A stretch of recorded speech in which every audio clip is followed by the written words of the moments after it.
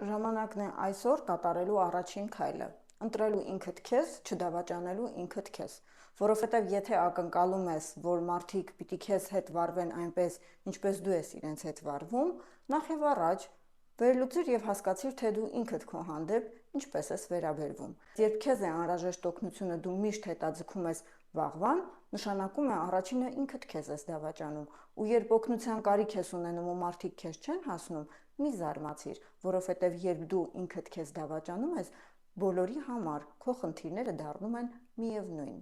Սկսիր ինքդ քեզանից, վերլուծիր քո օրվա անցուդարձը, 24 ժամվա մեջ վերլուծիր եւ հասկացիր, թե քեզ հասնող ժամանակի մասնաբաժինը որքան է։ Ու եթե կպարզես, որ այդ մասնաբաժնում քո ժամանակը քեզ տրամադրվող ամենաքիչն է, հենց սա էլ քո հարցերի պատասխանն է։ Ուրեմն առաջին հերթին սիրիր ինքդ քեզ, ընտրիր ինքդ քեզ ու դրանից հետո օգնության ձեռք մեկնիր մնացածին։ Իսկ մնացածին, թե ինչպես կարելի է օգնության ձեռք մեկնել եւ ինչպես կարելի է առհասարակ քո ծրագրերը դրականորեն անցնել, պատասխանը թաքնված է թվային հոգեբանության մեջ։ Այն է հնգաթև աստղի մեթոդով վերլուծության ենք ենթարկում քո ծննդյան օրը, ամիսը եւ տարեթիվը եւ տալիս ենք քո հաջողության ծածկագրի այն ցուցիչները, թե ինչպես կարելի է դրանք մի քանի քայլ կատարելու միջոցով ակտիվացնել, այսինքն քո ծննդյան օրը, ամիսը եւ տարեթիվը այսուհետ գործում են ի շահ քեզ եւ ոչ թե ի վնաս։